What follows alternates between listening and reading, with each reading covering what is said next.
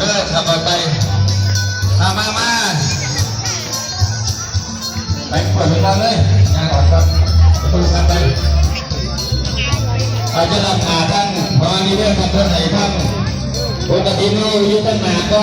เข้าไปอ่านตามบางไป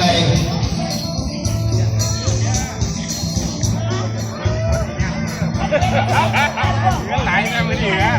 เรื่องไหนดิมึงเนี่ย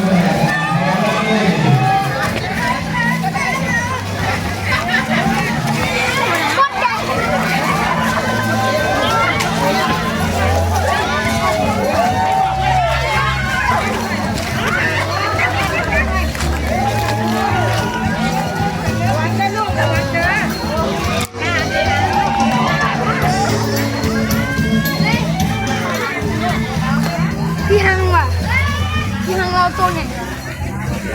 ตั้งหนูพี่ดัง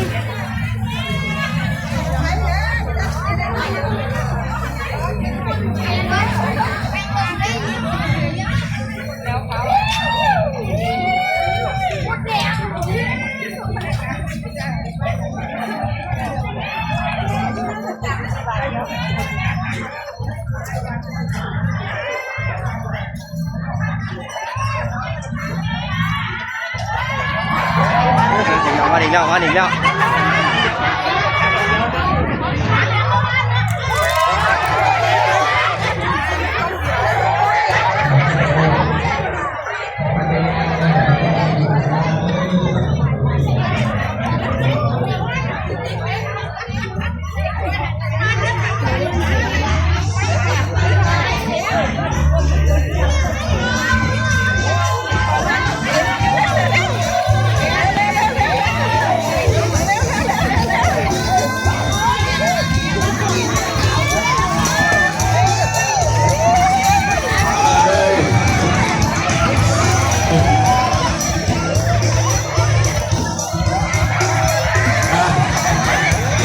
ร่างเนื้อการจะเกี่ยวกันด้วยเราจะเพิ่มการจะทำกัน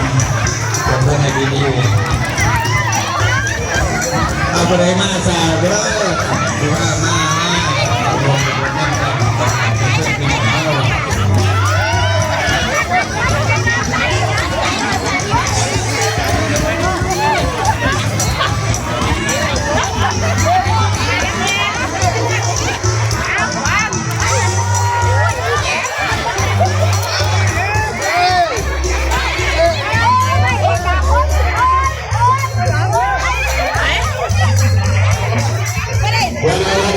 ก่อนดูทางกันก่อนถ้าก่อนข้างหลังเนี่ยขอบคุณแม่ข้างหลังขอบคุณเย็น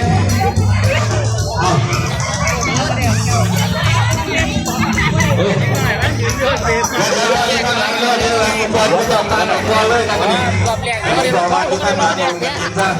ทุกร้านทำกันเองเลยหวังมึงต้องที่บ้านเด็กหวัง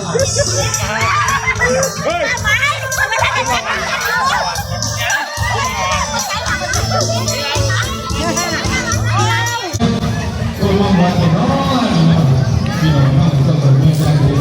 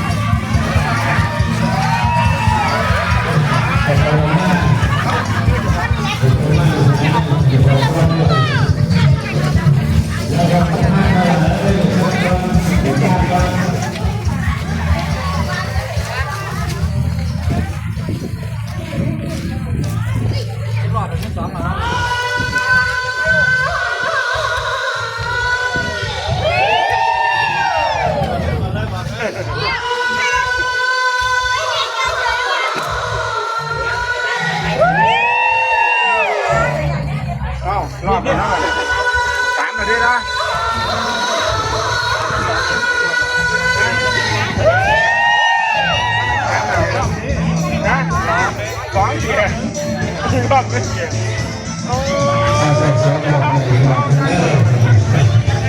เออ ตรงนี้มารอรับ3 บาท1 บาทโอ้ยอย่า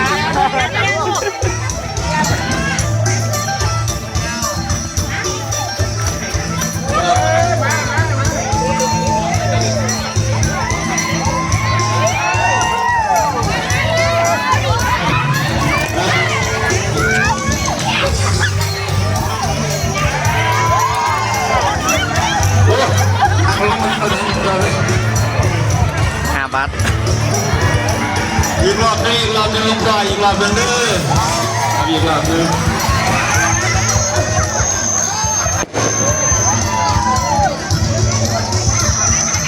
เอาอีกรอบนึง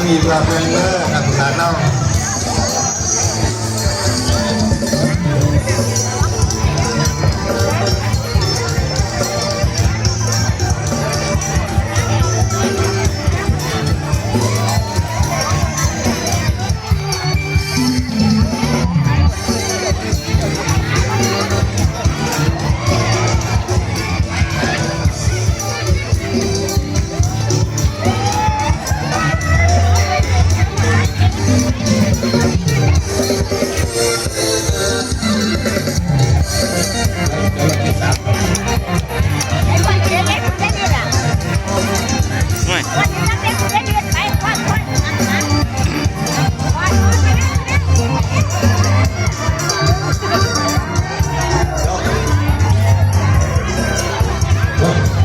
เป็นลูกแม่ที่ไหน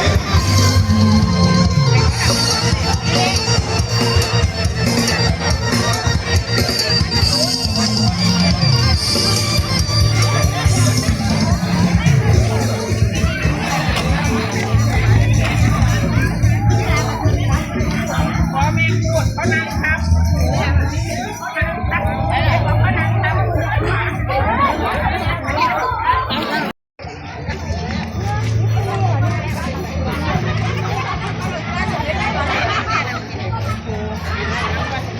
แล้วก็ ทุกอย่างไม่ใช่เรื่องพนาพนาทุกอย่างไม่ใช่เรื่องพนาพนา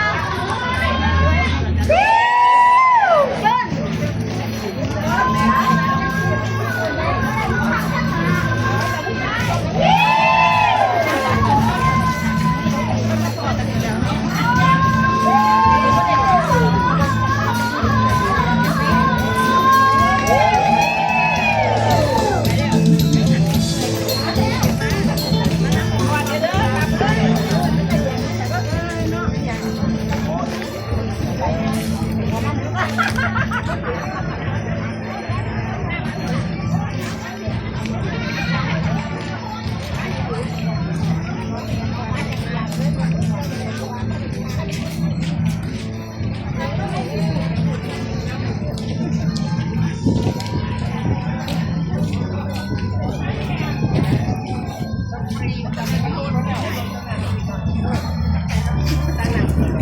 เดิน เร็วๆวันอีกแล้ววันอีกแล้ว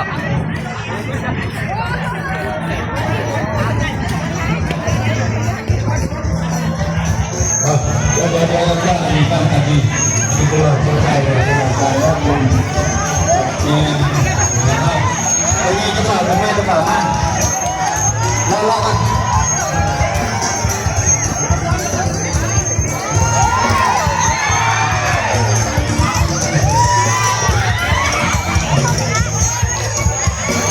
คุณพ่อได้ครับก็ได้ก็ได้ไงแล้วมีคุณกันก็ได้ไปกันไอ้ทำได้มันเงียบเอามอนกัดก้อนบอลต้นหนาครับขับบอลเข้าที่เกิดท่านสาราอะไรอยู่กระสอบเป็นได้ยังด้านมาอยู่ตรงนี้เอาอยู่กระสอบนั้น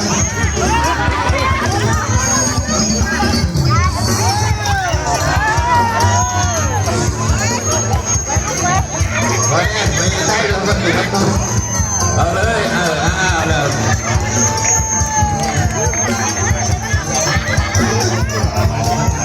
เอาไปดีครับยืนทานผ่านสักหน่อยก็จะพี่น้องมาร่วมตัวกันกันอีกประมาณน้อยจริงนะครับกับกิจการ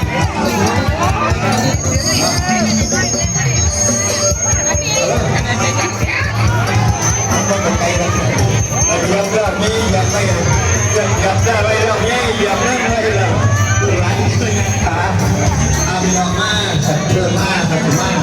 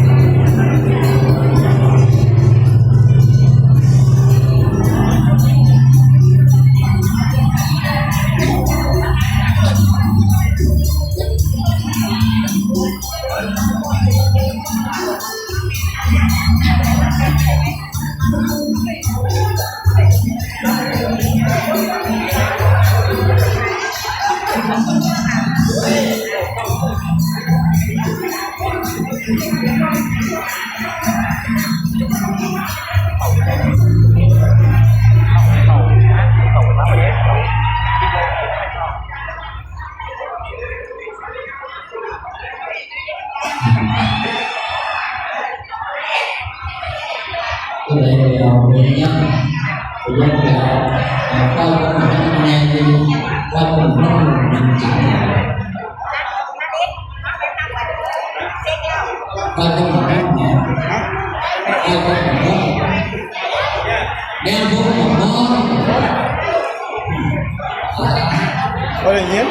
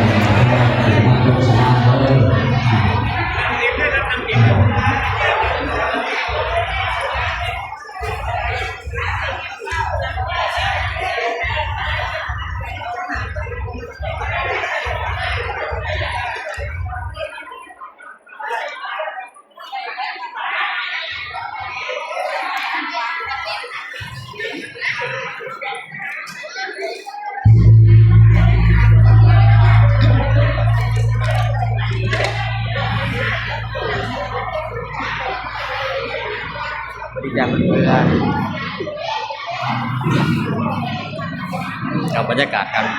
ทอดกฐินครับวันพุธ เ